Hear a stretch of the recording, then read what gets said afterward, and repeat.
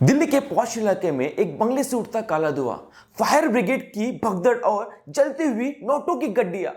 ये किसी फिल्म की स्टोरी नहीं बल्कि हकीकत है। दरअसल दिल्ली हाईकोर्ट के जज जस्टिस यशवंत वर्मा के स्टोर रूम में आग लगी थी। एक किसी आम आदमी के घर में आग नहीं लगी थी, तो इसमें पुलिस का इन्वॉल्व होना ही था, तो पुलिस भी इसमें इन्वॉल्व हो गई। पुलिस पूरी जिम्मेदारी लेते हुए अपना काम शुरू करती है। जैसे अभी हमने कहा, ये किसी आम आदमी के घर में नहीं हुआ था, तो इसकी जांच पड़ताल भी उसी सीरियसनेस से होती है। पुलिस पूरे सीसीटीवी खंगाल रही थी। उसी बीच उनको एक ऐसा फुटेज मिलता है जिससे पूरे भारत में हड़कंप मच जाता है। उनको उस फुटेज में नोटों की गड्डियां जलती हुई दिखती है, जिसकी कीमत बताई जा रही है कि करीबन 15 करोड़ तक हो सकती है। हालांकि यशवंत वर्मा ने इससे साफ इनकार करते हुए कहा कि ये पैसे मेरे या फिर मेरे फैमिली मेंबर के नहीं है, बल्कि ये मेरे साथ कोई साजिश कर रहा है। लेकिन सोचने वाली बात है कि एक चीफ जस्टिस जिसके घर में इतनी ज्यादा सिक्योरिटी रहती है, उसके घर में आके कोई 15 करोड़ कैसे रख सकता है। एक क्लियर नहीं हुआ कि ये पैसा वर्मा जी का है या फिर नहीं, लेकिन इसके ऊपर इन्वेस्टिगेशन चल रही है, तो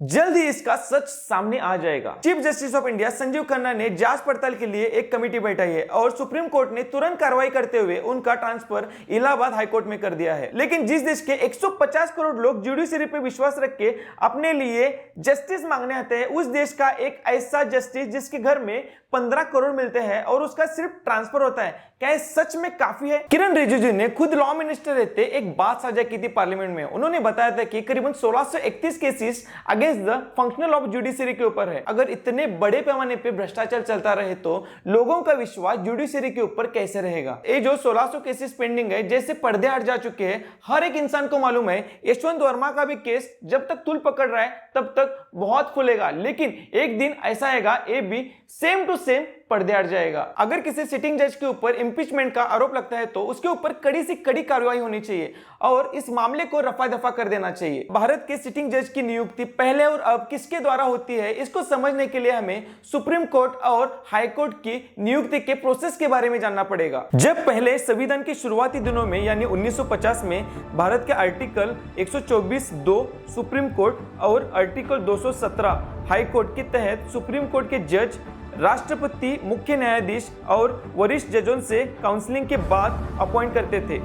और हाईकोर्ट के जज की बात की जाए तो राष्ट्रपति, गवर्नर और मुख्य न्यायाधीश से परामर्श लेकर नियुक्त करते थे। इस प्रक्रिया में सरकार की भूमिका अधिक थी, इनका रोल बड़ा था। अब कॉलेजियम सिस्टम आने के बाद 1993 में दूसरे जजों का मामला और 1998 में तीसरे जजों का मामला आने के बाद कॉलेजियम सिस्टम लागू हुआ। अब सुप्रीम कोर्ट के जज, सुप्रीम कोर्ट के चीफ जस्टिस और 4 सीनियर जजों का कॉलेजियम नाम सुझाता है और राष्ट्रपति को दे देते हैं और उसके बाद राष्ट्रपति इसे मंजूरी देते हैं। हाई कोर्ट के जज संबंधित चीफ जस्टिस और सुप्रीम कोर्ट के जज सरकार की कंसेंट सहमति के बाद राष्ट्रपति अपॉइंट करते हैं। अब सुप्रीम कोर्ट के जज की नियुक्ति सुप्रीम कोर्ट के चीफ जस्टिस और 4 सीनियर जजों का कॉलेजियम नाम सुझाता है और राष्ट्रपति को दे देते हैं और राष्ट्रपति इसे मंजूरी देते हैं। हाई कोर्ट के जज के लिए संबंधित चीफ जस्टिस, सुप्रीम कोर्ट के जज और सरकार की कंसेंट सहमति के बाद राष्ट्रपति अपॉइंट करते हैं। भारत के राष्ट्रपति सुप्रीम कोर्ट और हाई कोर्ट के सिटिंग जजेस की नियुक्ति करते हैं, लेकिन वो भी कॉलेजियम के सिफारिश पे करते हैं। क्या अब कॉलेजियम सिस्टम बदलने का वक्त आ गया है? लेकिन इसके पहले हम जानेंगे एग्जैक्टली ये कॉलेजियम सिस्टम है क्या। कॉलेजियम सिस्टम के अनुसार नए जजों की नियुक्ति में गवर्नमेंट की भूमिका कुछ भी नहीं होती, बल्कि सीनियर जज ही नए जजों की नियुक्ति करते हैं। मद्रास की चीफ जस्टिस संजीव बनर्जी ने पूरे एविडेंस के साथ कुछ करप्ट जजेस के बारे में भारत के चीफ जस्टिस को इन्फॉर्म किया था। लेकिन फन फैक्ट, इन करप्ट जजेस के ऊपर कार्रवाई करने के बजाय संजीव बनर्जी, जिन्होंने इन करप्ट जजेस के ऊपर एलिगेशंस लगाया था, उनको ही ट्रांसफर किया गया। 2015 में जस्टिस मार्कंडेय कार्जू ने दावा किया था कि भारत के 50% सुप्रीम कोर्ट और हाई कोर्ट के जजेस करप्ट है। इनके हिसाब से भारत की 50% जुडिशरी सिस्टम ही करप्ट है। मतलब भारत सरकार ने इसके ऊपर नजर रखनी चाहिए और कड़े से कड़े प्रावधान लाकर इसके ऊपर रोक लगानी चाहिए। उनका मानना है कि जुडिशियल सिस्टम में अकाउंटेबिलिटी बिल और ट्रांसपेरेंसी की जरूरत है। कुछ लोगों ने इसे कड़वी सच्चाई कहा तो किसी ने ओवर स्टेटमेंट माना।